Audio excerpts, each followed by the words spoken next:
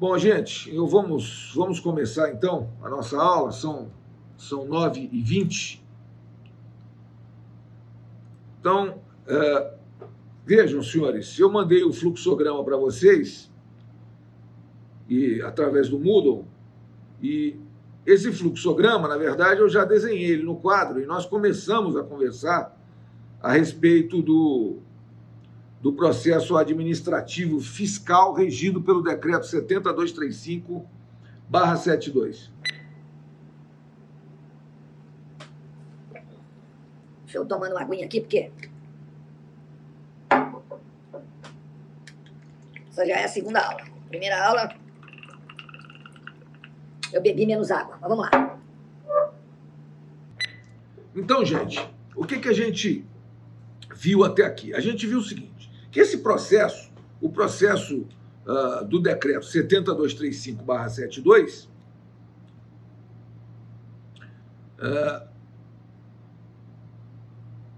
o processo regido pelo decreto 70.235/72 é um processo... Caramba, não sei o que está dando um problema aqui, peraí. Bom, não importa. Bom, quem não conseguiu anotar, o endereço do canal do YouTube é bit.ly, B-I-T, B de bola e de índio, T de tatu, ponto. Li, L-Y, L-Y, bit.ly, L-Y, barra, Denis Fiuza, tudo junto, tudo pequeno, D, 2 N's e S, Fiuza, pronto. bit.ly, barra, Denis Fiuza, sendo que o bit.ly é com B-I-T.ly. Muito bem, então vejam só. Nós falamos na aula passada a respeito do processo administrativo fiscal. E nós dissemos o seguinte, que o processo administrativo fiscal ele tem um desequilíbrio natural, ele é um processo que ele não tem essa relação triangular equilibrada, como um processo judicial, por exemplo, em que nós temos esse equilíbrio entre autor, réu e juiz. Por que é um processo? O processo, o que é uma lide? O que é uma demanda extrajudicial ou judicial? É uma lide. O que é uma lide? É uma pretensão resistida. O que é uma pretensão resistida? O autor formula contra o réu uma pretensão contra a qual o réu resiste. Então eu tenho uma lide. E quem vai julgar essa lide? O juiz isento, né? Muito bem. Ocorre que no processo administrativo fiscal, como nós vemos aqui, e nesse fluxograma que eu mandei para vocês, né, que eu disponibilizei pelo Moodle e que eu escrevi, já desenhei na lousa, inclusive esse fluxograma, vejam, o auto de infração em imposição de multa é lavrado por quem? Pela Secretaria da Receita Federal do Brasil. E quem é que vai julgar esse processo? Onde que ele vai tramitar? Vai tramitar no âmbito da Secretaria da Receita Federal do Brasil. Quem julga? A Secretaria da Receita Federal do Brasil em dupla instância. Em primeiro grau, Delegacia da Receita Federal de Julgamento. E no segundo grau, o Conselho Administrativo de Recursos Fiscais, conforme você observa do fluxograma que está à sua frente também. Você pode verificar. Muito bem. Ora, lavrado o auto de infração, né, ele poderá vir ou não acompanhado de uma representação fiscal para fins penais. Aqui no fluxograma que eu fiz no quadro, eu escrevi RFFP, Representação Fiscal para Fins Penais. Aqui eu escrevi TRFP, ou seja, Termo de Representação para Fins Penais. É a mesma coisa. Muito bem.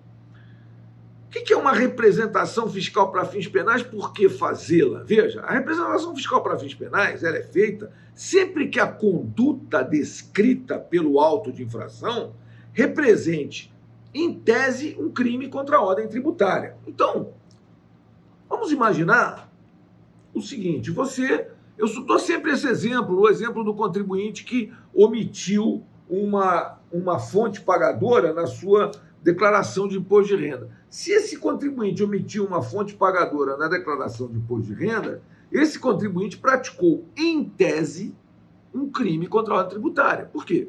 Porque o artigo 1º da Lei 8.137 de 1990, ele diz que é crime contra a ordem tributária, punido com pena de reclusão de 2 a 5 anos e multa, omitir informação ou prestar declaração falsa a uma autoridade fazendária. Ou seja, se a autoridade fazendária recebe uma declaração, seja ela de que for, imposto de renda, por exemplo, e essa declaração de imposto de renda está lá omitida uma fonte pagadora que ela sabe que esse contribuinte recebeu dessa fonte, porque essa fonte pagadora normalmente descontou o imposto de renda na fonte, esse contribuinte, em tese, cometeu crime contra a ordem tributária. Por quê? Porque ele omitiu informação ou prestou uma declaração falsa a uma autoridade fazendária. Muito bem. Então, praticou crime contra a ordem tributária? Não sei. Não é bem assim. Veja, ele pode ter praticado, mas é lógico, como nós vimos, né? O processo administrativo fiscal, ele foi bastante prestigiado. Oi, quem está dizendo olá aí? Boa noite, professor Fiuza. Olá, boa noite, meu querido. Estamos aí online. Beleza. Tem que desabilitar seu microfone no canto inferior esquerdo, porque senão atrapalha os outros alunos. Mas obrigado pelo seu olá. É uma satisfação tê-lo aqui em sala de aula, juntamente com os demais colegas.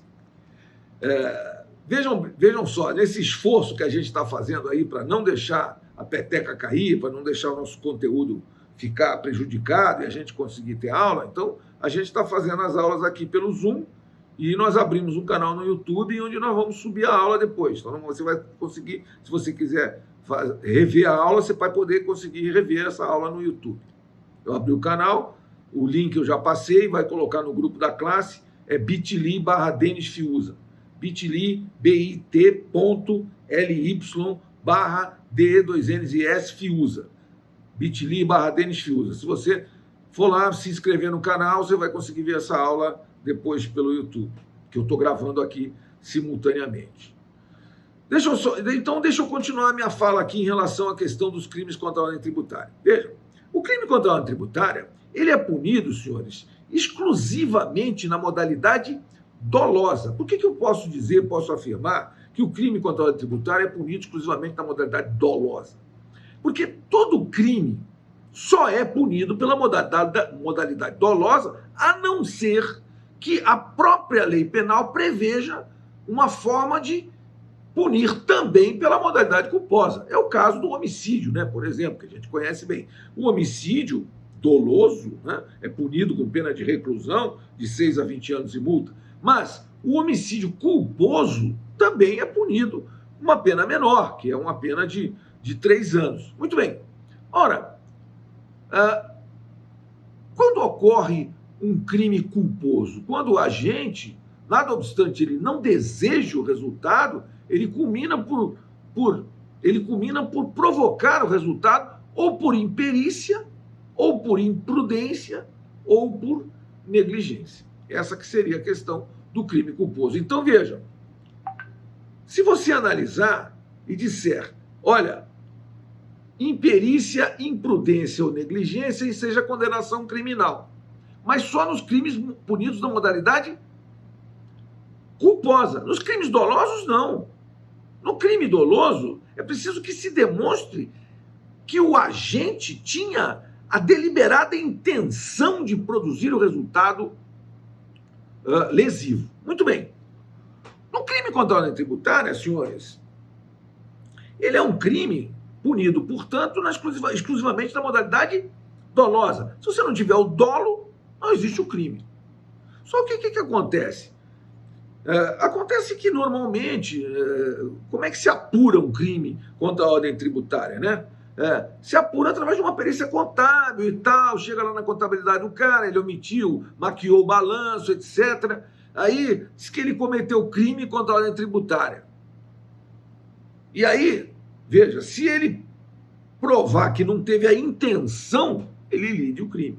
Só que aí o Superior Tribunal de Justiça, infelizmente, criou uma jurisprudência aí falando em dolo genérico, dolo específico em dolo genérico.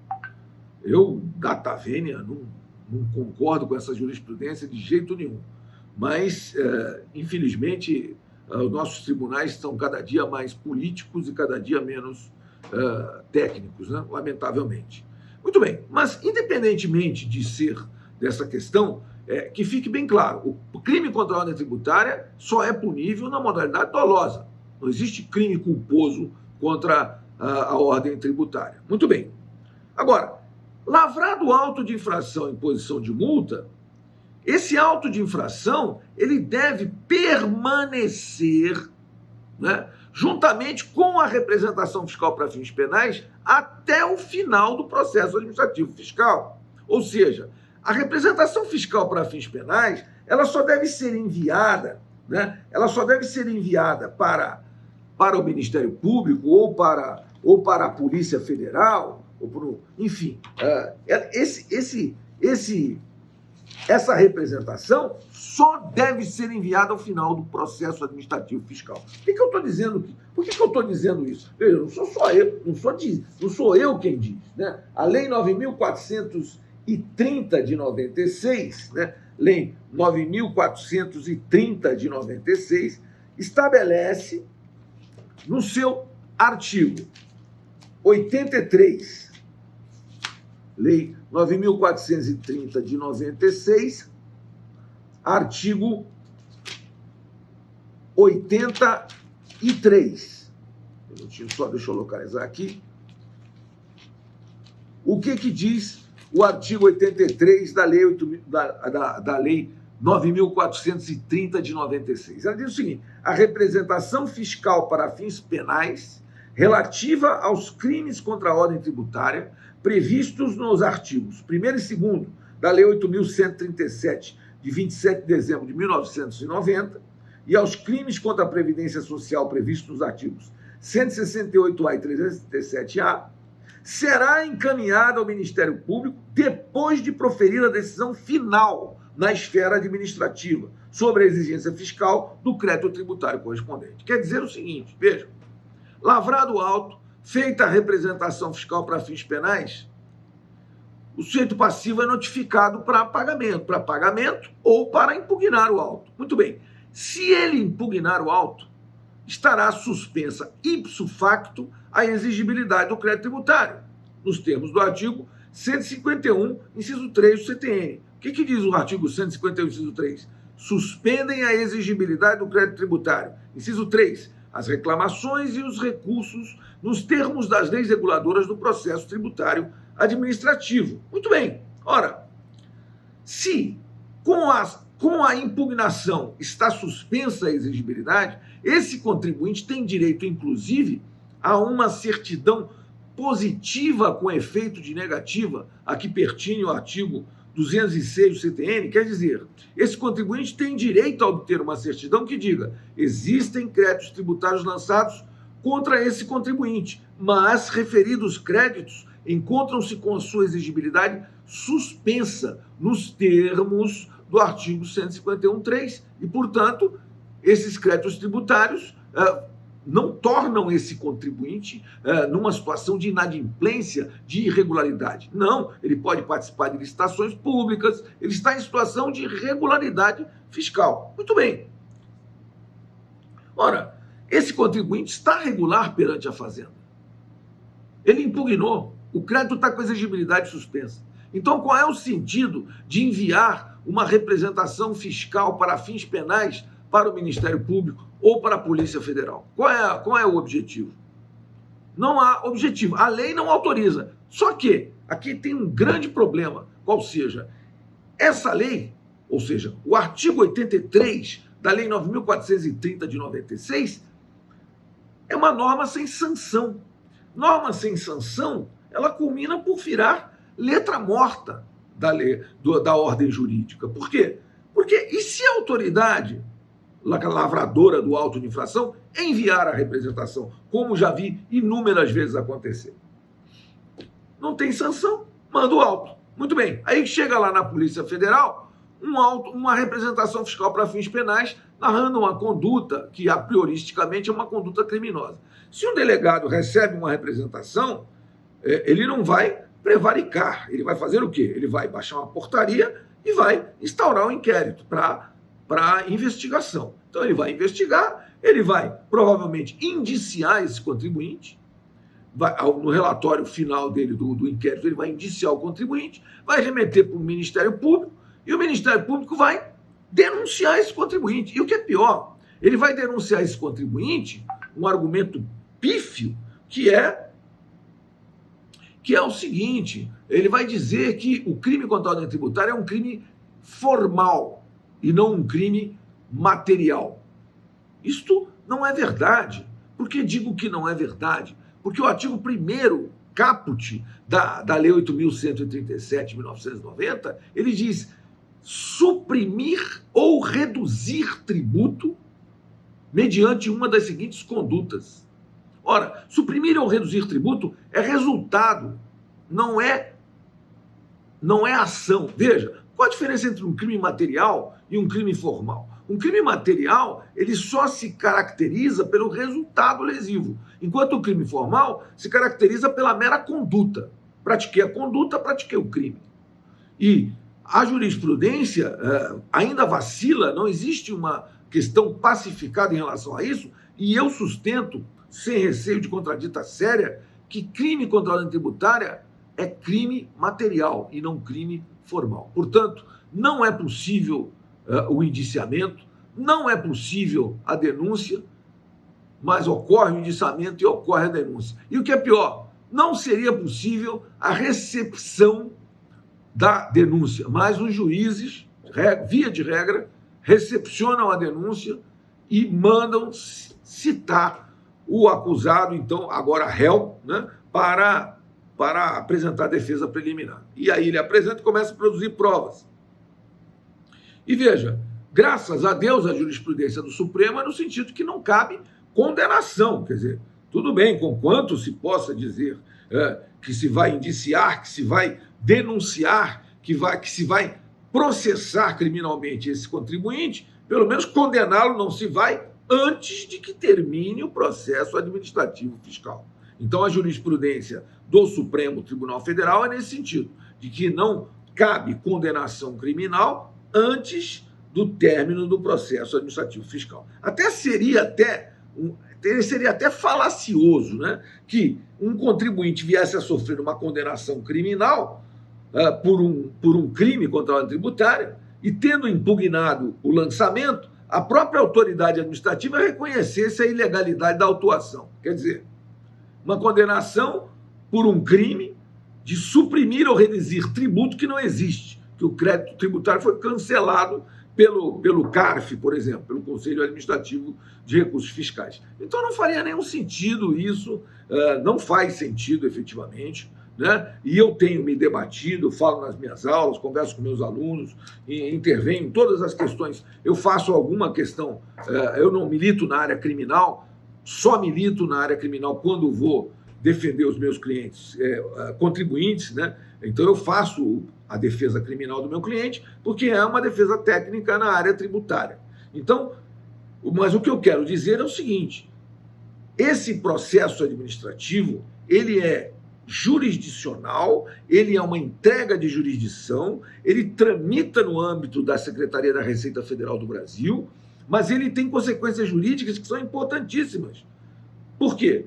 Porque se você está discutindo uma dívida tributária administrativamente, você não pode ser condenado por crime contra a ordem tributária, precisamente por esse tal crime que você sustenta administrativamente e depois vai sustentar judicialmente que você não cometeu, porque você sequer deve o tributo. Eu já tenho vários casos em que meu cliente, indiciado, denunciado e já sendo processado criminalmente, ganhou a questão no âmbito administrativo, foi cancelado o auto, e aí ele sofreu um processo crime à toa.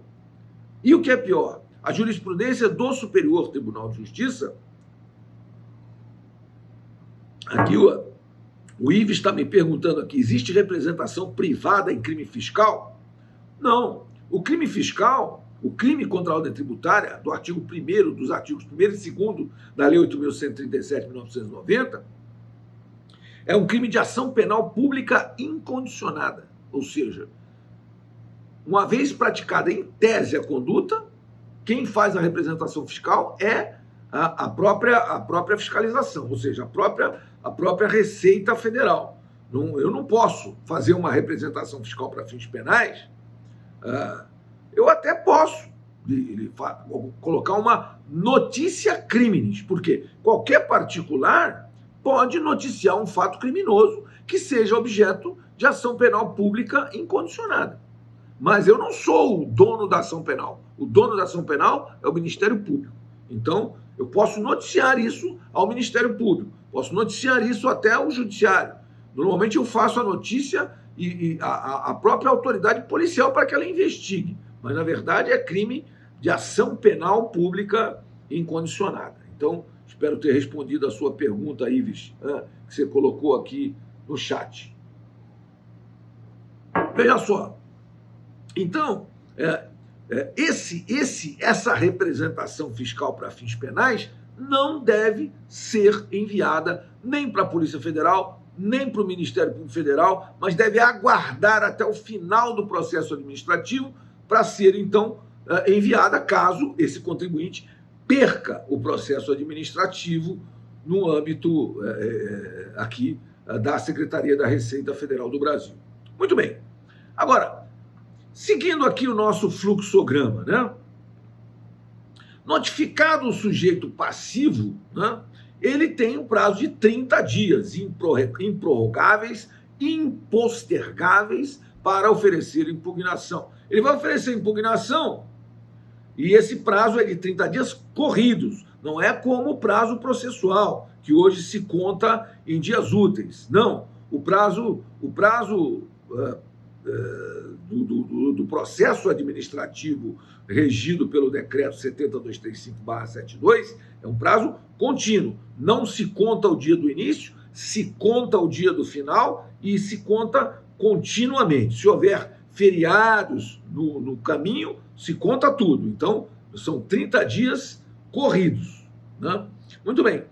30 dias após a notificação da autuação, esse contribuinte impugna. Se ele impugnar, está suspensa a exigibilidade do crédito tributário. Se ele não impugnar, é lavrado um termo de revelia e vai para a cobrança amigável. Cobrança amigável no prazo de 30 dias também. Então, esse processo aqui é interessante, até brinco com meus alunos, que esse processo é interessante, que ele tem 3 prazos, todos os 3 são de 30 dias. Então, prazo para impugnar, 30 dias. Prazo para recorrer de uma decisão que lhe for contrária no âmbito da Delegacia da Receita Federal de Julgamento, 30 dias, né? E prazo para cobrança amigável, 30 dias. Então, o único prazo que você precisa memorizar é esse, 30 dias, né? Muito bem.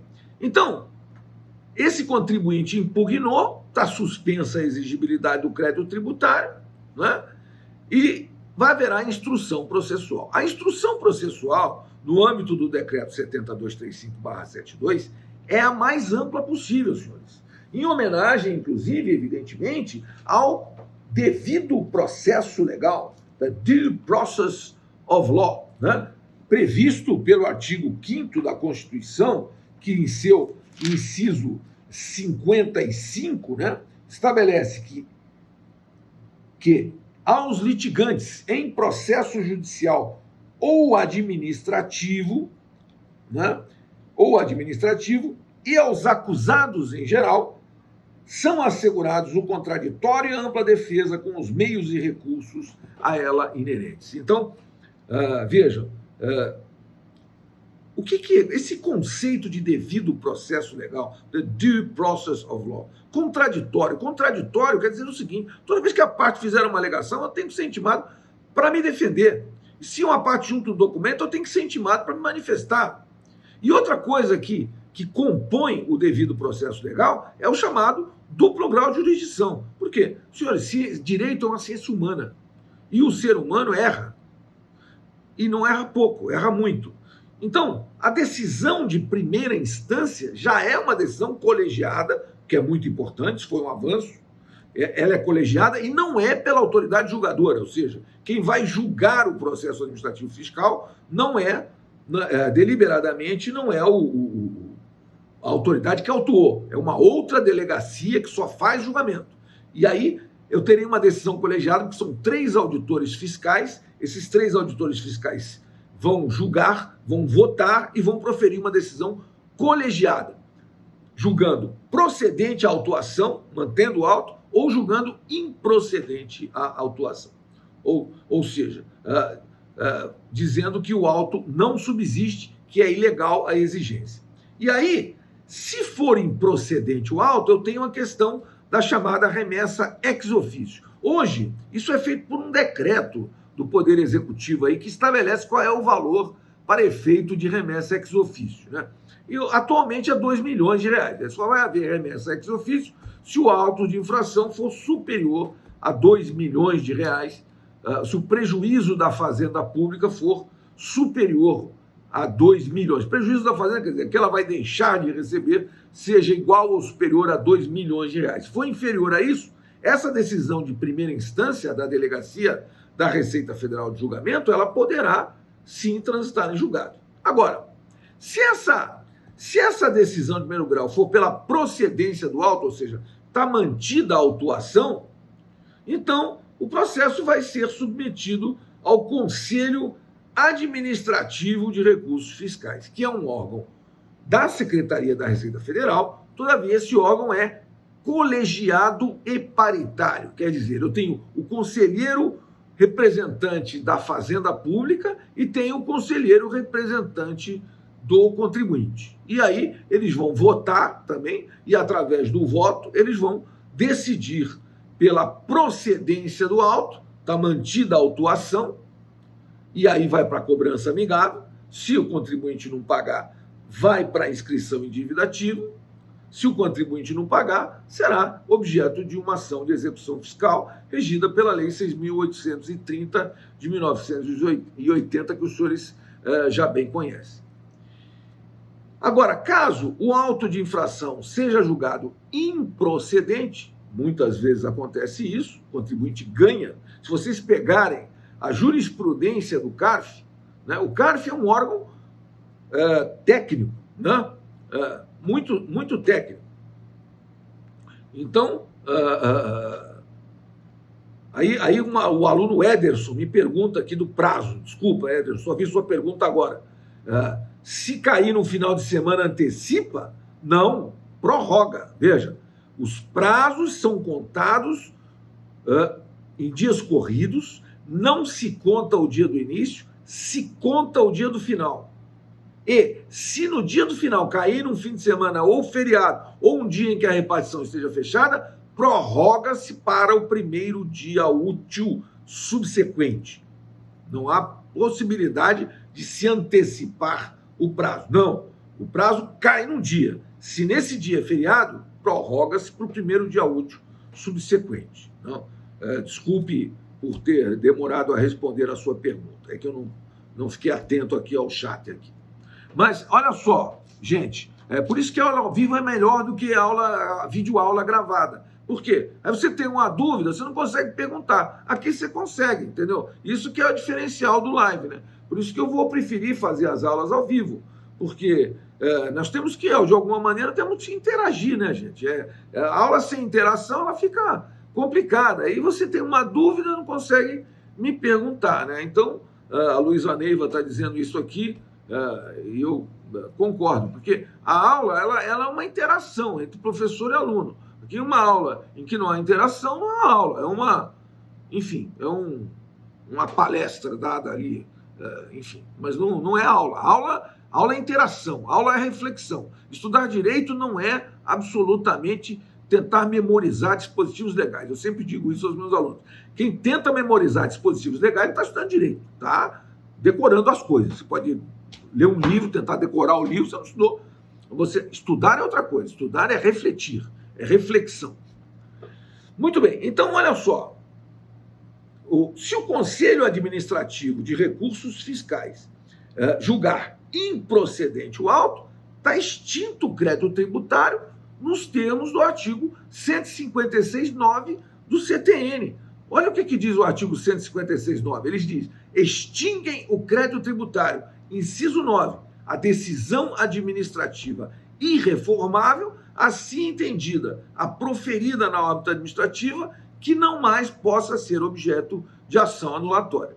Então, quer dizer, você pode cancelar um auto de infração administrativamente.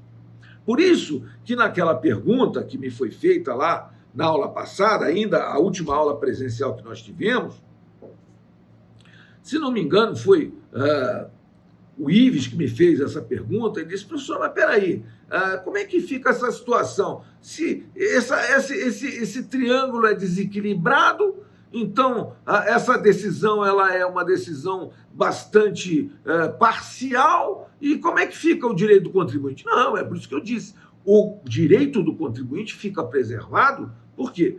Porque essa discussão aqui administrativa, ela é uma opção do contribuinte. Se o contribuinte optar por nem discutir isso administrativamente e quiser ir para o judiciário, ele pode. Mas a pergunta é, por que não discutir administrativamente? Por que não discutir? Ele pode discutir, ele foi autuado, tem o prazo de impugnação. Agora, a pergunta também é importante, uma reflexão importante que a gente tem que fazer. E se o contribuinte autuado impugnar, suspendeu a exigibilidade do crédito tributário? Aí nós vamos ter um processo administrativo que vai ter seguimento. E aí esse contribuinte foi ao judiciário. Não, eu vou ao judiciário porque eu não quero mais esse processo. Veja, qual é a consequência jurídica dessa ida ao judiciário? Esse contribuinte está renunciando à discussão administrativa. Por quê? Se o contribuinte foi ao judiciário, o que vai prevalecer é a decisão judicial.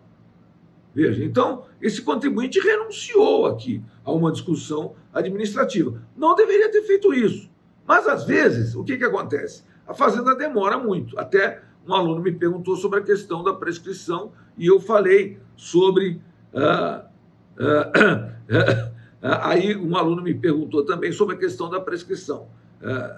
E eu não lembro o nome do aluno, né? Mas ele me fez uma pergunta, dizendo: professor, não está prescrevendo? Né?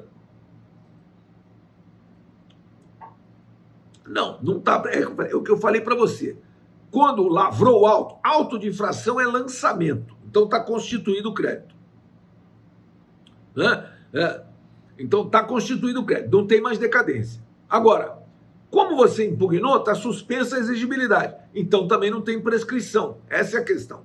A questão que eu pus e que eu coloco, que é importante, e que essa turma aqui me estimula a discutir, é que, veja, mas quanto tempo tem a autoridade administrativa para julgar o processo? E se ela demorar 200 anos, como é que fica? O contribuinte tem que se conformar? É o que eu ponderei. Acho que não, porque tem aquele dispositivo, artigo 24 da Lei 11.437, essa Lei 11.437 é de 2007, né? E aquele artigo 24, está aqui na página 772, aqui no meu código, esse artigo 24 da Lei 11.457 de 2007, desculpe, diz que é obrigatório que seja proferida a decisão administrativa no prazo máximo de 360 dias a contar do protocolo de petições ou defesas ou recursos administrativos do contribuinte. Então, essa lei aqui, 11.457, ela se aplica a todos os processos administrativos, não só os do decreto 70235. Então, o Fernando Flórido realmente foi quem me perguntou essa questão e eu sustentei que nós teríamos a chamada prescrição intercorrente no processo administrativo fiscal, fazendo um paralelo com a execução fiscal. Porque uma execução fiscal, vamos supor, eu discuti isso aqui no âmbito administrativo, perdi. Não entrei com uma ação anulatória de débito fiscal, esperei a Fazenda me executar. A Fazenda me executou, eu fui citado, não foram encontrados bens. O processo vai para o arquivo. Nós vimos isso lá na ação de execução fiscal. Se o processo ficar paralisado no arquivo por 5 anos, eu tenho a chamada prescrição intercorrente, do artigo 40 da Lei 6.830 de 1980. Ora, se eu tenho prescrição intercorrente na execução fiscal, por que eu não tenho prescrição intercorrente no processo administrativo fiscal? Né? O Kiyoshi Arada, né, que é um excelente tributarista, ele sustenta essa tese da prescrição intercorrente em processo administrativo fiscal. E eu também sustento juntamente com ele. Eu acredito que sim, tenho arguído isso, né? Eu até dou o exemplo que eu tenho um caso no meu escritório que meu cliente foi autuado em 1992. 92. Se o meu cliente foi autuado em 92, eu impugnei.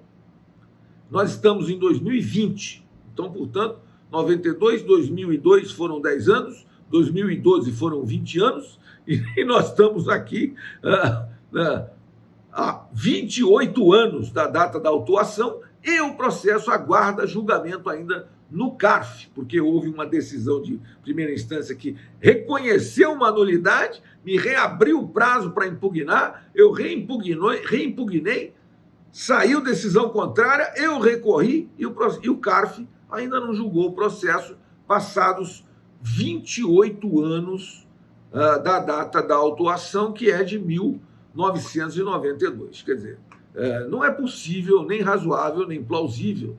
Normalmente, depois da emenda 45, veja, a emenda 45 da Constituição não parece, mas ela fez uma diferença bem grande. Porque a emenda 45, ela criou aqui um inciso 78 do artigo 5º da Constituição. E o artigo 78 diz: a todos, no âmbito judicial e administrativo, são assegurados a razoável duração do processo e os meios que garantam a celeridade da sua tramitação.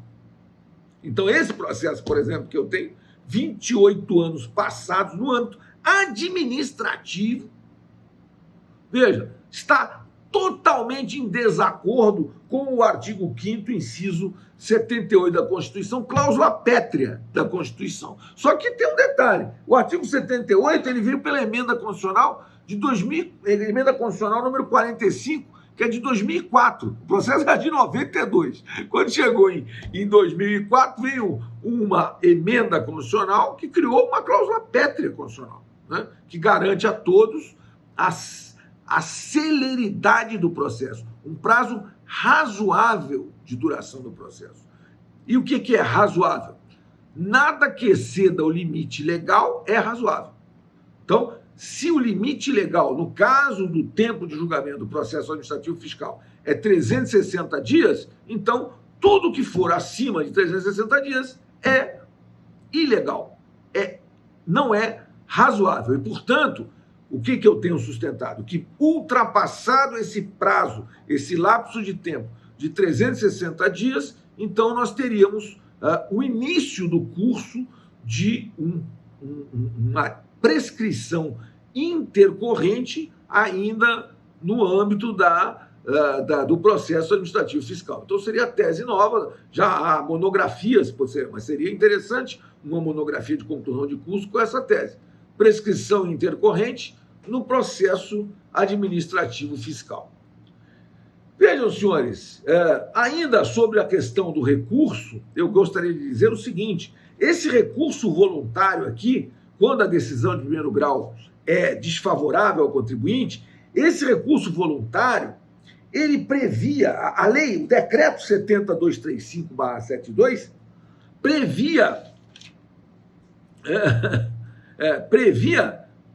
previa o seguinte: o que previa o decreto 70235/72? Ele previa que para você recorrer, você tinha que arrolar bens. Estava no artigo 33, né, do decreto 70235/72, que, em qualquer caso, o recurso voluntário somente terá seguimento se o recorrente arrolar bens e direitos no valor equivalente a 30% da exigência fiscal definida na decisão, limitado o arrolamento, sem prejuízo do segmento do recurso, ao total do ativo permanente, se pessoa jurídica, ou patrimônio, se pessoa física. Ou seja, esse parágrafo 2º do artigo 33 do decreto 70235/72 foi julgado inconstitucional pelo Supremo. Eu sempre sustentei a inconstitucionalidade desse dispositivo. Por quê? Uma razão muito simples. Ele condicionava a possibilidade de recorrer à suficiência econômica da parte. Quer dizer, só pode recorrer quem tem dinheiro. Se não tem dinheiro, não pode recorrer. Quer dizer, ricos têm que viver e ser felizes. E pobres, né? Pobre tem mais que morrer. Mas isso não está na Constituição, não é isso que está escrito. O caput do artigo 5º diz que todos são iguais perante a lei, sem distinção de qualquer natureza, garantindo-se aos brasileiros e aos estrangeiros residentes no país a inviolabilidade do direito à vida, à liberdade, à igualdade, à segurança e à propriedade nos termos seguintes. Quer dizer, é belíssimo, né? E aí, vejam só, isso é uma coisa interessante, né? O Supremo, durante 15 anos, manteve uma jurisprudência de que esse dispositivo era constitucional, né? Dizia que não tem nenhuma inconstitucionalidade em condicionar o recurso ao arrolamento de bens. É como o depósito recursal na Justiça do Trabalho, é a mesma coisa, totalmente inconstitucional, totalmente inconstitucional. O que argumentam os defensores da constitucionalidade do depósito recursal na Justiça do Trabalho são aqueles que sustentam que só quem precisa recorrer é a reclamada. O reclamante não precisa recorrer, não precisa depositar para recorrer. Mas, meu amigo, e se a reclamada for uma dona de casa? Uma dona de casa pode sofrer uma reclamação trabalhista. E essa reclamação trabalhista pode ser absurda. E essa reclamação trabalhista absurda pode ser julgada procedente em primeira instância.